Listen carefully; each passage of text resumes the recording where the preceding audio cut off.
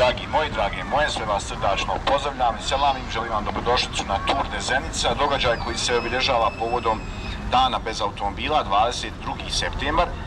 Zahvaljujem se organizaciji Naša djeca i Radioaktiv na ovom inventivnom, inovativnom događaju za naš grad, dakle da na jedan ovakav način obiđemo naš grad Zenicu kroz jednu zaista zanimljivu turističku turu.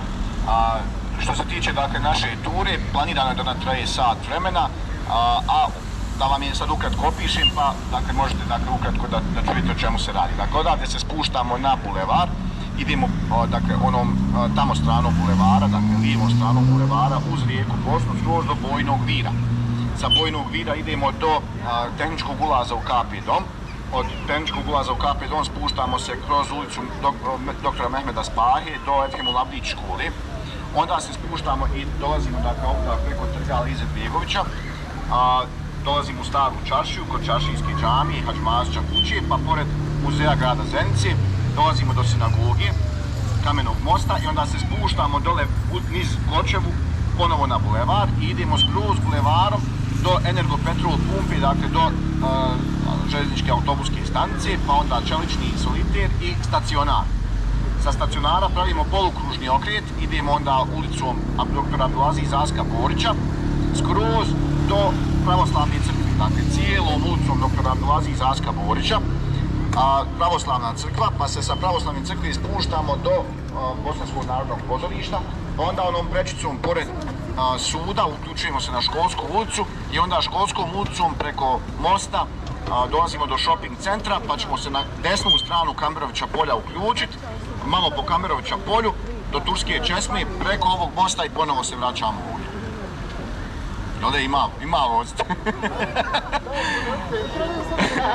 Dakle, to je jedna turistička tura, dakle nije ono vozanje kroz grad, ali je i vozanje i dakle jedan zanimljiv način kako ćete upoznati svoj grad.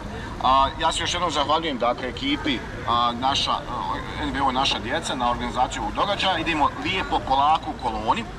Oni će nam dakle pomalo pomagati prilikom prelaska ulice, tako da djecu molim vas samo da dakle budu unutar naše grupe, da ne budu na začelju, da ne budu ispred mene, ok?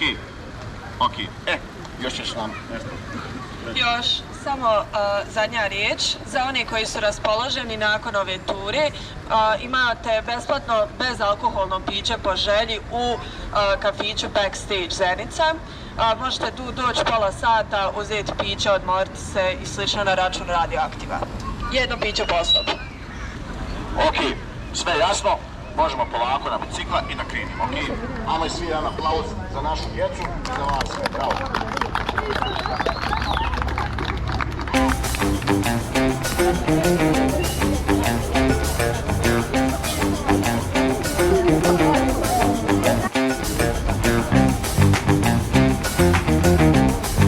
Evo ga i Hasto je tu, svaka čast, Hasto, ako gdje zapri, ne možeš ti to odmah prezentirati, sve pod kontrolom.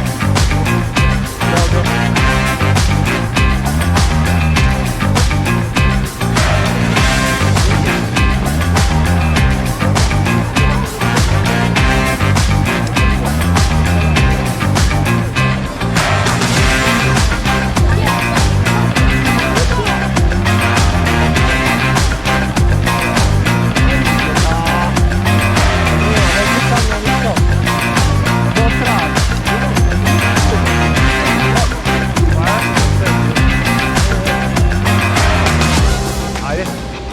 Ali zadnji da mogu malo snimat, znaš.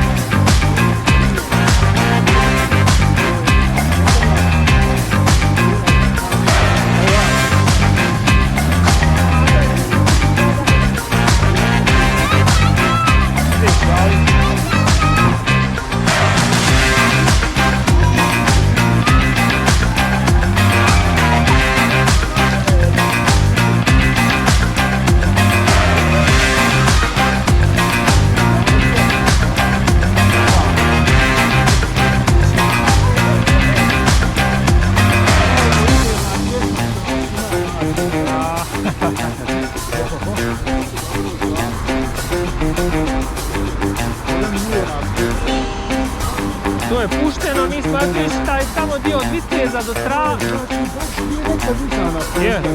Je išao Čiro nekada.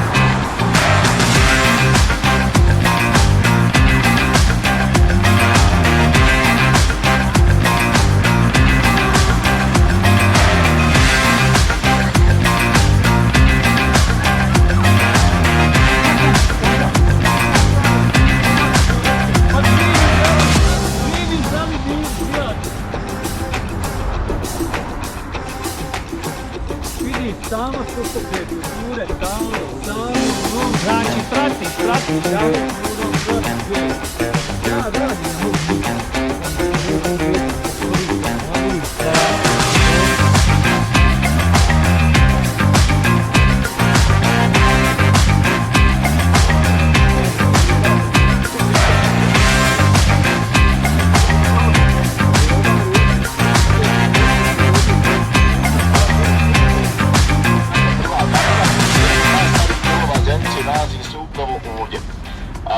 Znamo naravno što je Čimburijada, dakle dolazak tamo proljeća 23. mart.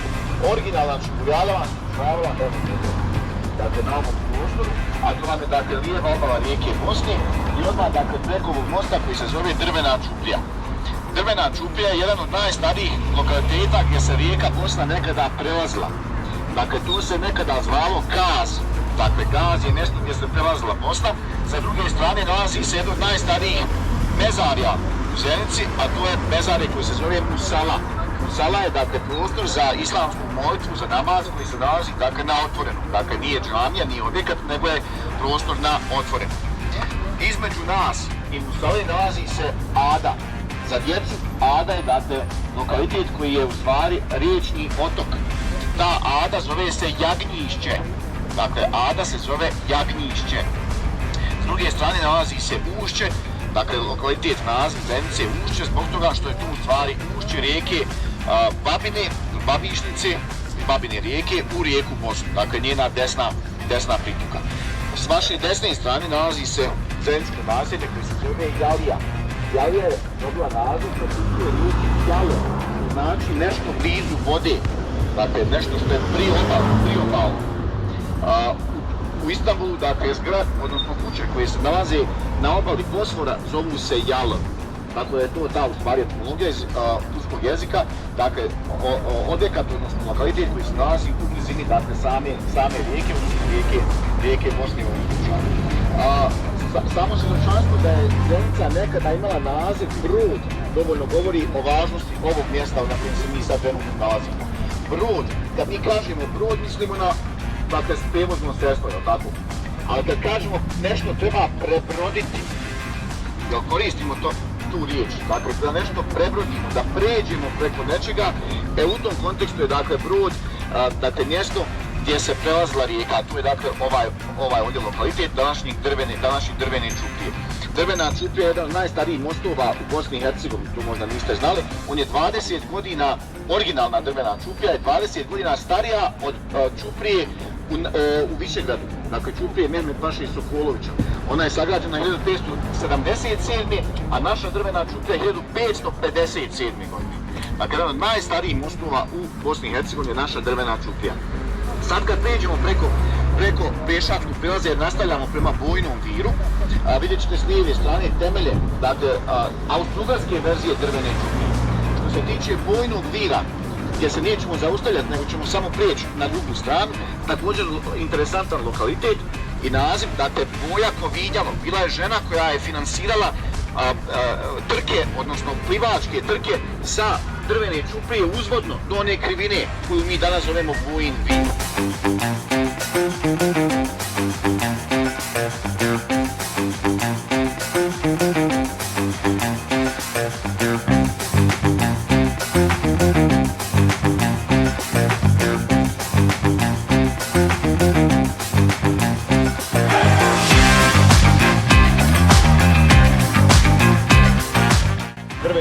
uvijek preko odmuta dvojnog vira. Sad smo dakle ovdje na ekonomskom ulazu u KP dom. Prošli smo kraj đačkog doma, znao neko kako se đački dom zove? Nedžadi Brišimović, tu radi. Nedžadi Brišimović, Tu radi. stari naziv je Đuro Salar, sad je dakle Nedžadi Brišimović, veliki bosansko-hercegovački pisac, pjesnik, kipar, slikar i tako dalje, tako da je to ima informaciju jer je on boravio određeno vrijeme svog života jer on iz Žepča i dolazio dakle i živio dakle tu u đačkom domu. Sad se dakle nalazim ispred KP doma, vjerovatno jedan od najpoznatijih lokaliteta, odnosno objekata po čemu je Zenica, kad pitate nekoga ko nije iz Zenice, po čemu je Zenica poznata, on će vam reći dvije stvari, željezara i KP dom. Dakle, KP dom je jedan dakle, od objekata po kojima je Zenica poznata, a do prije 3 godine bio je najveći zatvor zatvorenog tipa u Bosni i Hercegovini. Sad je taj primat preuzeo zatvor u Vujkovićima u istočnom Sarajevu koji je sada dosta moderniji, izgrađen po svjetskim propisima i tako dalje. A ovaj naš zenički zatvor je zaista jedan spomenik kulturi. Bukvalno tako, dakle on je čak i kandidat za nacionalni spomenik, hoće li to biti, ne znamo, to sve zavisi od komisije za očuvanje nacionalnih spomenika. Sagrađen je početkom 1880. godina od strane Austro-Ugarske. I dakle tu je primjenjivan uvijek jako strog režim dakle, čuvanja i izdržavanja kazni. Jedan od najpoznatijih kazni bile su verige zvane Isusovače. To je sistem kazne kada zatvorenik stoji leđima nagijet za zid, dakle leđima od zid, onda čučne, provuče ruke ispod nogu ovako i onda mu svežu ruke za verige koje se nalaze uklesane u zid, dakle zabijene u zid. Nakon nekih možda 10 minuta počinje ga boliti trtična kost, a onda nakon 15 do 20 minuta se ta bol penje uz kičmu do vratne, do samog vrata, to su neizdrživi bolovi i to su najčešće bile kazne kada se moralo nešto tražiti da se prizna i tako dalje, u doba Austro-Ugarskih govori, naravno. Nakon toga dolazi Prvi svjetski rat, kada je koristio kao zatvor, zatim između 2 svjetska rata bio je već početak tog perioda političkog zatvora, da bi u Drugom svjetskom ratu i nakon Drugog svjetskog rata bio najpoznatiji zatvor u bivšoj Jugoslaviji, nakon Sremske Mitrovice u Srbiji i Lepoglave u Hrvatskoj. Dakle, tu su 3 zatvora koja su najpoznatija u bivšoj Jugoslaviji. Veliki broj poznatih ličnosti bio je dakle, u ovom zatvoru, poput Gavrila Principa koji je bio ovdje u pritvoru. Kompletne ekipe Mlade Bosne sa atentata 1914. dakle bili su ovdje. Pa onda u toku Drugog svjetskog rata veliki broj partizana, jedan dio njih je veliki broj i streljan, dakle tu ispred ulaza imate dakle, veliki spomenik. 10. oktobra 1943. dešava se jedan veliki upad partizana u Zenicu i tada oni uspijevaju osloboditi nekoliko saradnika pokreta otpora, dakle ovdje iz zatvora. Nakon Drugog svjetskog rata idu dakle, ekipe koje su bile protiv dakle, samog socijalističkog sistema. Najpoznatija naravno ekipa mladih muslimana u prvom i drugom ekipi, dakle od 46. i 83. godine. Vojislav Šešelj također služio svoju kaznu ovdje i tako da je do ovih modernih vremena, tako da je zenički zatvor zaista poznat po velikom broju tih poznatih ljudi upravo koji su dakle, izdržavali kaznu upravo. Iznad se nalazi brdo koje se zove Vučjak, na čijim padinama se nalazi naselje Krč. Imamo onu našu planinarsku turku s Monaru, dakle gore na Vučjak, nekad otičite da vidite kako je lijep pogled na Zenicu upravo dozgo sa tog uzvišenja. Što se tiče dakle, GGM-a, o njemu ćemo pričati kad budemo gore na staroj željezničkoj stanici, dakle nakon pravoslavne crkve. Sad ćemo se lagano spustiti, dakle cestom, ne trotoarom, nego cestom se spuštamo do raskršća sa ulicom Lunđa, dakle kod Rome, pa ćemo lijevo i onda desno, ondje preko puta AM Pekare, preko puta kreću u drugu stranu i onda idemo prema Bosanska. Ok, ovo ste shvatili, dakle desno, lijevo, desno pa lijevo. Ok, pratite nas naprijed. Samo da odim naprijed.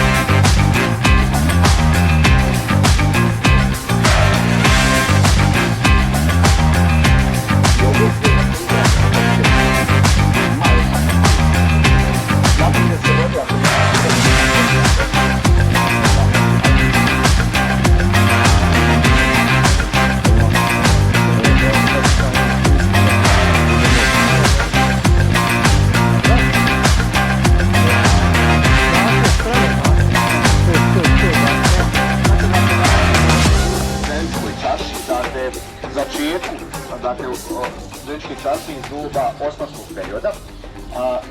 Prošli smo kraj rodne kuće Bosna koja je otvorena 12. aprila 1980. godine, nekada je bila rodna kuća Beograd, pošto je to bio jedan lanac rodnih kuća i odabrana je naravno najbolja lokacija upravo da bude rodna kuća tu. E sad, zamislite da nema rodne kuće i da od onog sata, gradskog sata, imate jednu ulicu koja prolazi, dakle, potpola ove rodne kuće, prolazi pored Konjske česme, preko ovog malog trga i ulazi ovamo u čaršiju. E to je nekada bila glavna zenička gradska ulica i tako se ulazilo u Zeničku čaršiju. Dakle, kroz tačno popola ove rodne kuće. Ovdje imamo nekoliko zanimljivih lokaliteta, odnosno građevina koje ćemo sad potanko objasniti. Prvi je naravno Konjska česma, koju mi svi znamo upravo po tom nazivu, ali je njen originalni naziv Austrijska česma. Austrijska česma jer su je napravili Austro-Ugari i otvorili je 31. maja 1910. godine, kada je Zenicu posjetio jedan jako bitan gost na samo 20 minuta. Zbog tih 20 minuta mi danas imamo, dakle, Konjsku, odnosno Austrijsku česmu kao spomenik, a ta osoba bila je car i kralj Franjo Josip, dakle, jedan od najdugovječnijih vladara i tadašnji car i kralj Austro-Ugarske monarhije. Ona je nekoliko puta mijenjala svoju lokaciju, to je također zanimljivo, dakle, šetala je po ovom trgu koji se zove Mejtaš.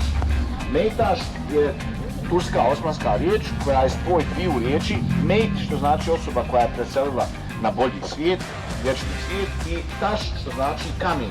Dakle, to je kamen na koji se postavlja tabut prilikom dženaze, dakle ispraćaja po islamskoj tradiciji. On se nalazio iza naše tri kolegice koje su tu, dakle tačno na onom mjestu kod njih tu se nalazio nekada, dakle, taj Mejtaš. Po njemu je kompletan ovaj gradski trg, nekada glavni gradski trg, dobio ime Mejtaš. Iza mene nalazi se Hadži Mazića kuća. Opet Hadži Mazić je nadimak čovjeka koji se zvao Hajdar Bajram Bašić. On je iz sela Jurjević. Jurjevići su dio Babina danas i on je bio čovjek koji je bio izuzetno bogat i čovjek koji je po narodnoj legendi pronašao 3 čupa zlata. Od jednog čupa zlata otišao je na hađu, dakle na hodočašće u Meku i Medinu u Saudijskoj Arabiji i zato je dobio taj nadimak Hadži. Mazić u prijevodu Mazija, zato staru riječ Mazija. A Mazija znači oštra zima, nešto oštro. Dakle, Mazij znači nešto oštro, dakle on je bio nakon malo, da kažemo, pojačan čovjek što se tiče, dakle, svog karaktera, pa je zato bio oštar, oštru karaktera i zato mu je bio nadimak Hadži Mazić. I on je, dakle, od jednog čupa zlata otišao na hađ, od drugog čupa zlata je pokrenuo svoj trgovački biznis. A od trećeg čupa zlata po narodnoj legendi je kupio ovu kuću od jedne jevrejske porodice i onda je poklonio zeničkom muftiji. I dan danas je, dakle, ovo sjedište zeničkog muftije Luka. S moje lijeve strane nalazi se Sultan Ahmedova medresa, jedna od najstarijih obrazovnih objekata u Zenici. Ona je, pretpostavlja se, sagrađena u paru zajedno sa Sultan Ahmedovom džamijom. Dakle, sami početak 18. vijeka, 1702. godine, otprilike neka kalkulacija. Mi je zovemo zenički Al-Azhar. Al-Azhar je jedan od najpoznatijih univerziteta u islamskom svijetu, nalazi se u Kairu. Ova zenička medresa je specifična po tome što se izučavalo mnogo zanimljivih predmeta, što su profesori bili nemuslimani, dakle i pored muslimana, dakle profesori u medresi u vjerskoj školi su bili i nemuslimani. I također ovo je jedan od prvih medresa u Bosni i Hercegovini koji su zajedno bili učenice i učenici, dakle dječaci i djevojčice. U ostalim medresama su odvojeni, dakle u posebnim zgradama, ali pretpostavlja se da je zbog malog prostora, dakle zenička medresa bila specifično upravo odvojena. Zenička čaršijska džamija je bila na ovom mjestu prije, pretpostavlja se, 1506. godine, dakle prije te godine je bila, zato što je u toj godini sigurno se zna da je bila obnova te džamije, tako da je ona sagrađena sigurno prije. Popalio je Eugen Savojski, austrijski palikuća general 1697. godine u mjesecu oktobru, da bi onda 1702. godine Sultan Ahmed, dakle, finansirao upravo njenu ponovnu izgradnju, da bi tu džamiju opet dobro uništila jedna velika poplava, pošto je rijeka Bosna tu zaista blizu. 1868. godine, dakle, Bosna se podigla na veoma visok nivo i, dakle, uništila je džamiju izuzev ovog zida koji je, dakle, uz samom munaru. I onda je tu se javio jedan travničar, Alibek Kukavica, koji je velikim dijelom finansirao izgradnju džamije i ovo sad što vidimo je u stvari situacija iz 1870. godine. Ona je izrađena od potpuno prirodnih materijala, drvo, kamen i vuna. Dakle, čilim unutar same džamije od prirodne sirove vune. Što se tiče, dakle, hadžmanstva kuće, to sam zaboravio reći, dakle, dva jako bitna detalja. To su događaji koji su se desili prvo 1878. godine u avgustu mjesecu. Pretpostavlja se da je u ovoj kući potpisana predaja Sarajeva austrougarskim vlastima, dakle, prilikom okupacije nakon Berlinskog kongresa. Dakle, ovdje je Sarajevo zvanično na papiru kapituliralo, iako je bilo borbi unutar samog grada kada su Austrougarci dolazili u Sarajevo, ali se pretpostavlja da je na papiru Sarajevo predato ovdje u ovoj kući. I drugi interesantan događaj desio se 26. maja 1942. godine u jeku Drugog svjetskog rata, kada su na strašne načine bili deportovani i ubijani, dakle, Srbi, Jevreji, komunisti, Romi, svi oni koji su bili protiv ustaške vlasti, protiv nacizma i tako dalje. Tada se zajednički Bošnjaci i 27 okupljaju ovdje i prave rezoluciju zajedničkih muslimana, kada se imenom i prezimenom potpisuju da protestuju protiv odvođenja, dakle, tih grupa u koncentracioni logor Jasenovac, što je kasnije otišlo, dakle, u Zagreb, dakle, u središte tadašnje kvislinške NDH, i onda je nakon toga, dakle, za jedan duži vremenski period bio upravo pauzirano to odvođenje tih rizičnih grupa ovdje iz Zenice. Tako da je ova kuća zaista svjedok jednih jako budnih historijskih događaja upravo za grad Zenicu. Što se tiče, dakle, ovog zeničkog, zaboravio sam reći, dakle, kameni spavač, spomenik za, dakle, žrtve rata na teritoriji grada Zenice, 924 imena poginula borca, dakle, na teritoriji grada Zenice su na tom spomeniku koji je tu od 2008. godine. Nažalost, sada ne možemo proći kroz staru čašu, koja je nekad bila zaista stara, nešto slično baš čaši u Sarajevu, ali možemo proći ulicom Muhameda Sejda Serdarevića. Na pola ulice, žuta zgrada sa naše desne strane je muzej grada Zenice, ko je bio u muzeju, nek digne ruku. Bravo, ko nije bio, nek odi, ovo se sviđa. Dakle, muzej grada Zenice je također objekat koji je od nemjerljivog značaja za historiju grada Zenice. Unutar njega je i jedan od 9 nacionalnih spomenika u Bosni i Hercegovini koji se nalazi na teritoriji grada Zenice, a to je ploča velikog sudije Gradješe. To je ploča koja svjedoči o modernom uređenju srednjovjekovne bosanske države iz doba Kulina Bana. Dakle, kada u jednoj rečenici se svjedoči da je u doba velikog Bana Kulina bio veliki sudija Gradješa. Dakle, sudija Gradješa kao potpuno odvojena sudska vlast od izvršne i zakonodavne vlasti u to doba. Tako da je taj dakle, dokument se nalazi unutar samog muzeja. Poslije toga mural legendi Čelika sa lijeve strane, i onda ćemo stati kod sinagoge da i tu ispričamo dalje priču. Može? Jeste natočili vodu?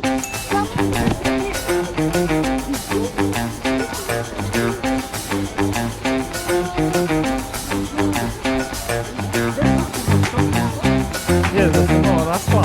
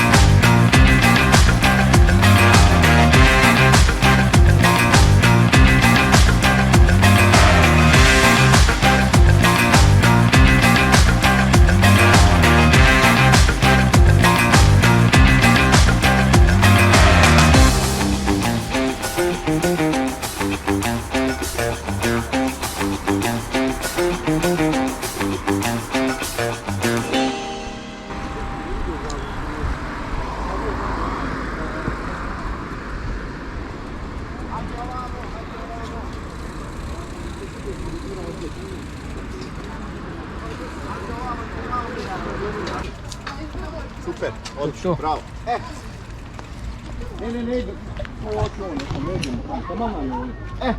Okej. Ekipa, pažnja malo. Dakle, sad se nalazimo na lokalitetu dijela Zenice koji se zove Bilino polje. To je najstarije zeničko naselje sa pomenutim imenom. Dakle, neki u dokumentu da piše, to je ovaj lokalitet. Naime, po prvi put se Bilino polje spominje u biljno-poljskoj izjavi ili biljno-poljskoj abjuraciji koja je napisana i dokumentovana 8. aprila 1203. godine. Dakle, 1203. godine se ovaj lokalitet prvi put pominje na način da se na latinskom kaže da je ovo lokalitet Bolino Pojle. Bolino Pojle. A to je, dakle, kaže tamo u tekstu, dakle, pored rijeke Bosni, apux Glumine Bosna. Dakle, pored rijeke Bosne. Evo o čemu se radi. Taj dokument je bio dokument kojim se Kulin Ban, naš vladar iz srednjeg vijeka, odrekao učenja crkve bosanske, posebne dualističke vjere. Dakle, dualistički znači kad imaju dva boga. Dakle, nije monoteistički kao jedan bog, nego dva boga. Imali su dva, samo tiše. Dakle, boga dobra i boga zla. Dakle, ta religija je vjerovala u dva boga i ta dva boga, dakle, bog dobra i bog zla su bili u stalnoj bici, jedan protiv drugog. I oni su se molili tom dobrom bogu. Kulin Ban je poslao svog ambasadora, dakle Ivana de Kazamarisa, da dođe ovdje da potvrdi od Kulina Bana da se odriče tog krivovjerja. A ako se ne bi odrekao, tad bi se pokrenuo krstaški rat protiv Bosne, tadašnje Banovine Bosne. Kulin Ban je to potpisao i čim je Ivan de Kazamaris otišao nazad prema Vatikanu, dakle prema papi, Kulin Ban se ponovo vratio u tu staru vjeru i time spasio Bosnu krstaških ratova u narednih 150 godina. Još jedan jako bitan lokalitet, dakle za ovo je i park Kulina Bana koji se nalazi iza mene i tu se nalazi replike one ploče velikog sudije Gradiše, što smo malo prije pominjali, koja je nacionalni spomenik Bosne i Hercegovine. Zatim replika naše povelje Kulina Bana koji je najstariji zapis na nekom od južnoslavenskih jezika. Dakle, to je trgovački ugovor između Banovine Bosne i Dubrovačke republike, dakle današnjeg Dubrovnika, u kojem se, dakle, Dubrovnik oslobađa, dakle trgovci dubrovački se oslobađaju bilo kakvih poreza za trgovinu unutar, dakle, Banovine Bosne. I još jedna replika, tu nalazi se, dakle, a to je replika ove malo prije pomenute izjave, Bilino-poljske izjave. Što se tiče Bilinog polja danas, najpoznatiji je upravo po našem stadionu, dakle gradskom stadionu Bilino polje na kojem igra naš fudbalski klub Čelik. A nekadašnje igralište je bilo upravo na ovom lokalitetu, a nakon toga se gradi dakle prvi stadion Čelika na Blatuši, dakle tamo na onoj petlji, sad kad se izlazi iz Zenice, Blatuška petlja, a onda, dakle, 72. godine ovaj stadion biva otvoren 4. oktobra i, dakle, ovdje od pa do dan danas Čelik domaćin, dakle, upravo na tom stadionu. Neki od najbitnijih datuma su 16. juni 1945. godine kada se osniva fudbalski klub Čelik. Danas je Čelik, dakle, sinonim za jako dobro upravljanje jednim fudbalskim klubom, jer navijači upravljaju klubom po sistemu jedan član, jedan glas, što je rijetkost na našim područjima. Trenutno je Čelik član prve lige Federacije Bosne i Hercegovine, ako Bog da u narednom periodu i član Premier lige i ako Bog da nekad izlazak u Evropu. To ne bi bio prvi izlet Čelika u Evropu. Čelik je dvostruki osvajač Mitropa kupa. Mitropa kup je nešto nalik današnjoj Evropa ligi. Dakle, to je srednjoevropski kup, najstarije klubsko takmičenje, fudbalsko takmičenje Evropi. I na današnji dan, 22. septembra 1971. godine, može malo tiše, dječice, nemamo mikrofona pa se naglašavam, ok? Dakle, na današnji dan, 71. godine, u Gorici, dakle, u gradu gore blizu, dakle, Slovenije i Italije, Čelik je pred 2500 gledalaca pobijedio Austriju iz Beča sa velikim rezultatom od 3:1 i time po prvi put osvojio Mitropa kup. Dakle, 22. septembar na današnji dan 71. godine, a onda godinu dana nakon toga Čelik osvaja i drugi uzastopni naslov prvaka Mitropa kupa utakmicu protiv Fiorentine na ovom stadionu sa 1:0. I to su dva najveća uspjeha Čelika i neki od najvećih uspjeha jugoslovenskog klubskog fudbala. Reprezentacija Bosne i Hercegovine je na ovom stadionu 24. aprila 1996. godine odigrala svoju prvu službenu domaću utakmicu protiv reprezentacije Albanije i tada su za reprezentaciju Bosne i Hercegovine igrali Fahrudin Omerović, Mirsad Gibić, Suvatka Taner Rahmetli, Elvir Bolić, Elvir Barić, Meho Kodro i tako dalje. Rezultat je bio 0:0. Od tad pa do danas najveći broj utakmica naše reprezentacije odigran je upravo ovdje. Iza vas nalazi se Hotel Internacional, hotel koji je sagrađen sredinom 70. godina i u svoje vrijeme bio je jedan od najotmjenijih hotela u Zenici. On je u stvari sagrađen od strane Željezare Zenica kao hotel za goste Željezare Zenica. Dakle, ne za turizam, nego u stvari za goste fabrike Željezara Zenica, dakle za njihove poslovne partnere. Od 2017. godine, nažalost, ne radi. Iza mene, znate naravno kako izgleda, ne vidite sad od krošnje, je zgrada Lamela, ponos socijalističke arhitekture Zenice.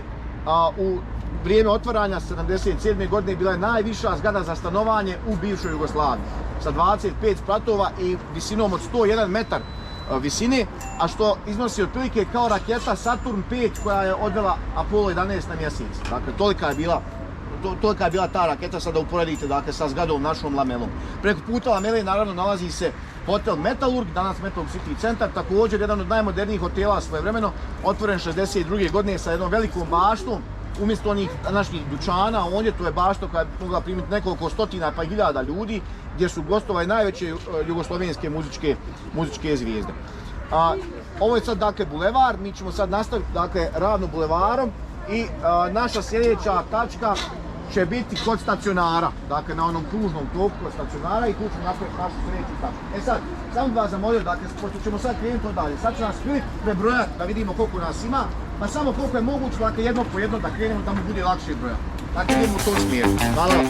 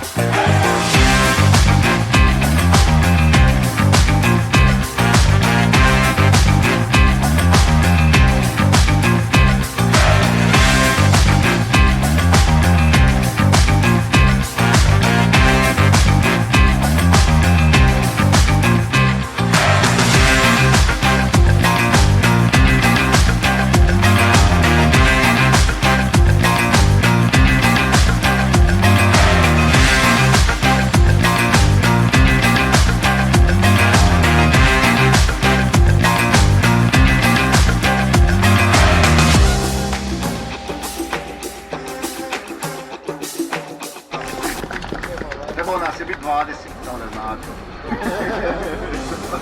Tako je prestovano, tako je preti sad vrlo smo dužni. Ko treba ići ne moći izgledati davno, kako uvijek treba ići tamo. Dakle, sad se nalazimo na Staničnom trgu, to je dio Nove Zenice. Jedan zanimljiv podatak, dakle, Nova Zenica je sagrađena nakon Drugog svjetskog rata.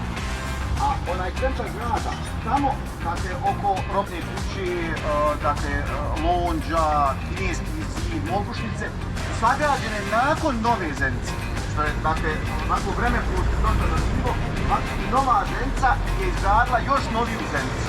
Ali mi noviju Zenicu ne zovemo tako, nego samo zovemo Nova Zenica, dakle, ovaj ovdje dio. Dakle, sastoji se iz nekoliko celina, naravno najpoznatije je Blatuša koja se nalazi iza vaših leđa, dakle blato je bilo zaista tu i tu se dakle isušlo dakle korito rijeke Bosne i njene strane obale i irigacijom dakle dobio se stambeno mogući lokalitet dakle za gradnju određenih objekata, pa je upravo zbog toga Blatuša i dakle prozvana Republikom Blatuša, upravo zato što ima dakle, propust ispod željezničke pruge, dakle, s jedne i sa druge strane, pa je tako faktički fizički odvojena od ostatka grada i zbog toga se zove Republika Blatuša. Iza mojih leđa nalazi se još jedan od bitnih spomenika iz doba socijalizma, dakle, arhitekture socijalizma, to je čelični soliter. Prvi takav soliter u bivšoj Jugoslaviji, sagrađen 68. godine nakon velikih potresa u Banja Luci i u Skoplju. Dakle, oni su učinili zaista mnogo štete, preko 80% gradova, dakle, upravo ta dva grada je sranjeno sa zemljom i onda su jugoslovenski inženjeri, dakle, koristeći tadašnje nove materijale, legure, pogotovo iz naše željezari, uspjeli dakle da napravi jedan reprezentativan objekat koji je kasnije sistemom, što bi mi danas rekli, copy-paste, jel? Dakle, prenesen u Skoplje. I danas, dakle, možete vidjeti, kad budete nekad u Skopje, nek vam to naumpadne, dakle, da vidite koliko ima ovakvih solitera, dakle, naših zeničkih i čeličnih solitera u Skopju. Pa eto, dakle, nek vam to ostane u glavi. Uz čelični soliter ide i željeznička i autobuska stanica, koje su također, dakle, u paru napravljene su, dakle, u jednom logičnom smjeru, jer je Zenica prvi urbanistički uređen grad u bivšoj Jugoslaviji. 55. godine Zenica dobija prvi KUP, dakle, generalni urbanistički plan od svih gradova u bivšoj Jugoslaviji, a četvrti po redu kružni tok bivšoj Jugoslaviji, dakle, Beograd, Zagreb, kažu Livno i Zenica. Bio je ovdje izrađen kružni tok i to je dakle četiri u bivšoj Jugoslaviji. To je također jedan zanimljiv podatak. Iza vas je glavna centar pošta, dakle glavna pošta u zonu u Masarykovu, dakle se doprema sva pošta, ide dakle po ovim ostalim poštama. Ova ovdje zgrada, što je na čošak, dakle tu preko puta nas, zgrada u kojoj su živjeli američki i sovjetski inženjeri toku izgradnje željezari, dakle njene posljednje faze 70. godina i kasnije, dakle, nakon njihovog iseljavanja, naši, dakle, Zeničani radnici željezari su dobili, dakle, te stanove upravo u te dvije zgrade. Dakle, zgrada koja je bila dosta zanimljiva tadašnjim obavještajnim organima zbog prisluškivanja, dakle, inženjera iz Sjedinjenih Američkih Država i tadašnjeg Sovjetskog saveza.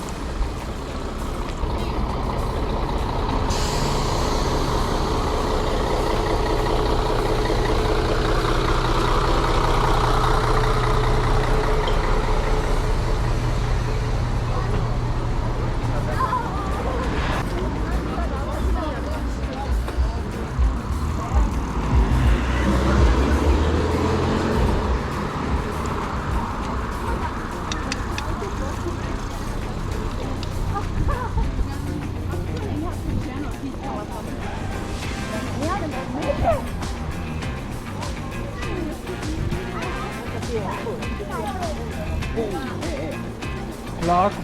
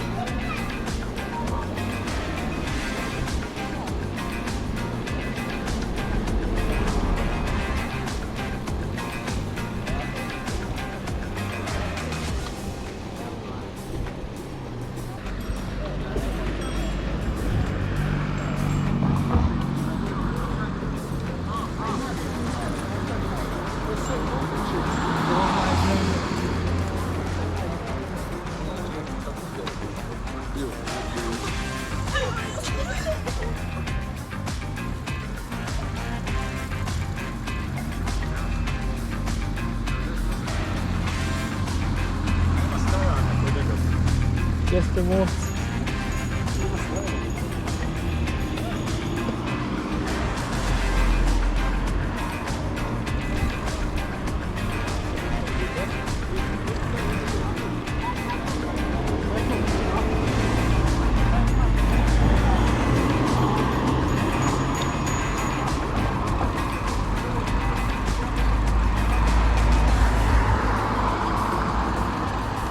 Vi ste mi za zadnji, jel de?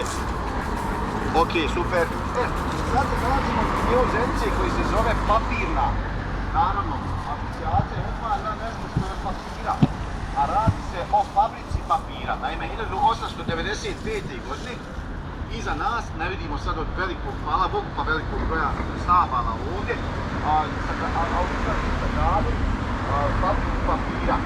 Ta fabrika papira radila je samo 15 godina. I onda je zbog neekonomičnosti iseljena i sve su mašine prodate jednoj firmi u Sarajevo, a taj objekat kojeg mi danas zovemo papirna, prodat je rudniku. I onda je rudnik, mislim čak i dan danas da je vlasnik upravo tog objekta papirna. Inače, taj objekat je jedini nacionalni spomenik od 920 bosničkih nacionalnih spomenika koji je industrijskog karaktera. Dakle, malo prije smo govorili sinagoga, onda ploča velikog se gdje grade šepa, crkvama i tako dalje, mostovi i slično, ali ovo je jedini nacionalni spomenik koji je industrijskog karaktera, koji ima nešto veze i neku vezu, sa industrijom. Ispred papirne, prema nama, tu je spomen obilježje iz Drugog svjetskog rata, posvećeno borcima Narodnooslobodilačke vojske Jugoslavije. I, to je njihova spomen kosturnica gdje se nalaze i posmrtni ostaci pripadnika Zeničkog partizanskog odreda. Tu su također i biste zeničkih narodnih heroja, poput najpoznatiji naravno Sead Škrbo, koja se zvala također škola. Imamo nekoliko ulica po Zenici koji se još uvijek nosi nazive po herojima iz Drugog svjetskog rata, Ahmed Hafizović, Mirko Davidović, Sestre Dietrich, također i tako dalje. Tu je također i ingot. Za one mlađe, ingot je izlivak od čelika, sirovog čelika koji se izliva u željezari. I taj ingot je izliven na dan i na trenutak sahrane Josipa Broza Tita 8. maja 1980. godine. Još jedan spomenik Drugog svjetskog rata je naravno najpoznatiji naš spomenik na Smetovima. Ja ga odavde vidim, vi ga odakle ne vidite. Naravno, većina vas je, pretpostavljam, bila na Smetovima. To je spomenik Zeničkom partizanskom odredu i puču koji se desio unutar tog odreda 6. maja 1942. godine, kada je veliki broj pripadnika ZPO-a pobijen na lokalitetu Kraljevine iznad sela Bijele Vode, u Babinu. Što se tiče još zanimljivih lokaliteta na ovom prostoru, ova zgrada, odnosno kućica ova ovdje koja je unutar parka, to vam je verovalo ne u Drugom svjetskom ratu bilo sjedište Gestapoa, čuvene tajne njemačke nacističke policije, i to im je bio štab, u toj kući tu. Ovo je zgrada koja se zove Garsonjera, to je zgrada apoteke koju mi danas kolokvijalno zovemo Boris Kidrić, danas Otto Weiss, po prvom zeničkom apotekaru. Inače, njegova kuća tog zeničkog apotekara i njegova apoteka bila vam je preko puta naše djece, naša djeca imaju prostorije, na Carni preko puta one knjižare Zen. pa ona, dakle, niže Raiffeisen banke gdje je izbor trgovine, LM Tifa, ovako nešto, tu vam je bila Zenička prva apoteka. Ona se, dakle, ova se sad zove po njenom vlasniku Otto Weiss, ali je mi naravno nikad ne zovemo Otto Weiss, nego uvijek Boris Ginić. A ova ulica sad na desnu stranu zove se doktora Adolfa Goldbergera. To je prvi direktor Zeničke bolnice, što je također zanimljivo. Dakle, Zenička regionalna bolnica nakon Drugog svjetskog rata i on je bio jedan od 5 Jevreja koji su preživjeli Drugi svjetski rat u Zenici. Pošto je bio doktor, liječnik, njega su ustaše i nacisti zadržali u Zenici, paljuo im je, koristio im je i srećom preživio je i po njemu, on je kasnije imenovan, dakle, prvim direktorom Zeničke bolnice i po njemu je, dakle, nazvana ova dole ulica doktora Adolfa Goldbergera. Tu je sad zgrada socijalnog, dakle, Nova Zenica. Sad, dakle, idemo pored stadiona, idemo do katoličke crkve Svetog Ilije, malo ćemo tu o njoj ispričati i onda nastavljamo dalje do pravoslavne crkve, gdje ćemo dalje imati još jedna. Dakle, idemo sa katolička pa pravoslavna. Ok, ajmo polako.